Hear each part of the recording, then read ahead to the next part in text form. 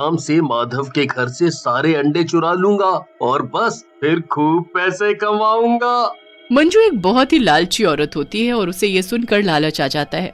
वो रोना धोना बंद करके अपने पति की बात मान लेती है। अब भूत चुपके से माधव के घर जाता है।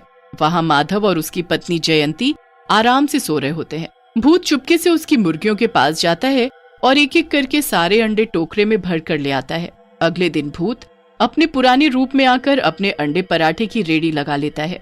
किसी भी ग्राहक को पता नहीं चलता कि वो हरिया है या उसका भूत।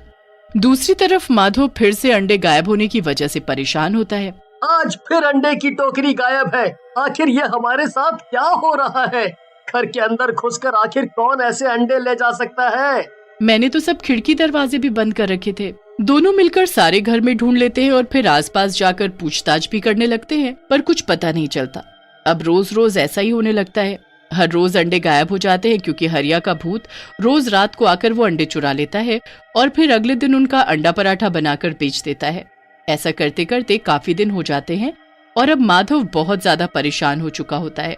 ऐसे चलता रहा तो हम सड़क पर आ जाएंगे। हमें इसका पता लगाना ही होगा कि आखिर अंडे कौन चोरी कर रहा है। मेरे पास एक आइडिया है, क्यों ना हम सारे अंडों पर कोई निशानी बना दे, फिर कल तुम बाजार जाकर देखना कि कौन हमारे अंडे बेच रहा है। बस फिर उस दिन वो सारे अंडों पर एक कांटे का निशान बनाकर टोकरी में रख देते हैं। अब रात होती है और हरिया का भूत वहाँ आकर अंडे चुरा लेता है। सुबह जब माधव को अंडे फिर से गायब मिलते हैं तो वो फटाफट बाजार के लिए निकल पड़ता है और वहाँ एक एक करके सभी अंडे बेचने वाली दुकानों पर चेक करता है, पर उसे निशान बनाए हुए अंडे कहीं नहीं मिलते। मैं तो बहुत थक गया। यहाँ तो पूरे बाजार में कहीं भी किसी के पास वो अंडे नहीं है। अब तो मुझे भूख भी लगने लगी है। माधव थक हार कर एक पेड़ के नीचे बैठ जाता है। फिर सामने उसकी नजर हरिया के अंडे पराठे की रेडी पर जाती है। माधव हरिया की रेडी पर जाता है और उससे सवाल करने लगता है। अरे हरिया, तूने ये काम कब से शुरू किया? अरे अभी कुछ दिन हुए। अच्छा, जरा मेरे लिए भी एक अंडा पराठा बना दो। हाँ बिल्कुल, अभी बनाता हूँ। हरिया एक अंडा निकालता है और उसे तोड़ने ही लगता है कि माधव उसके हाथ से वो अंडा ले लेता है। वो उसे घुमाकर देखता है तो उस पर वही निशान होता है जो उसने सारे अंडों पर बनाए थे। माधव फिर बाकी अंडों को भी देखता है और सभी पर निशान बने होते हैं। माधव चुपचाप घर वापस आ जाता है और जयंती को सारी बात बताता है। हे भगवान, ये हरिया ऐसे कैसे कर सकता है हमारे साथ? अब रात को माधव सारे अंडों पर वही निशान लगाकर एक टोकरे में रख देता है और हरिया के आने का इंतजार करता है। हरिया तो नहीं, पर एक भूत को अंडे की टोकरी ले जाते देख वो हैरान रह जाता है।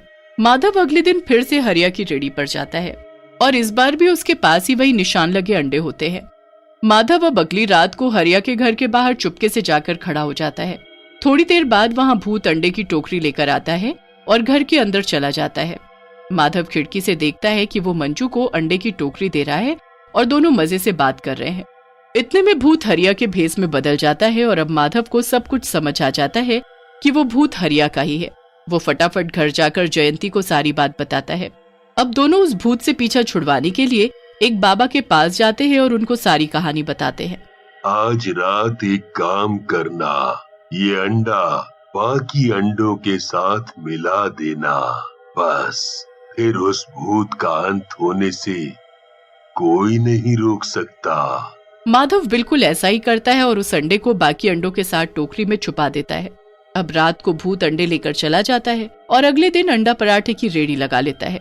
थोड़ी देर बाद वो उसी अंडे को फोड़कर तवे पर जैसे ही डालता है, उसमें से आग की ऐसी लपकें उठती हैं कि वो हरिया को अपने अंदर ले जाती है और हरिया खुद एक अंडे में बदल जाता है। माधव फिर उस अंडे को अपने घर ले जाता है, जिसमें से कुछ दिन बाद एक मुर्गी निकलती है। बुरे काम का बुरा नतीजा। बहुत अंडे चुराए तूने हमारे। अब देख, तू खुद मुर्गी बन गया।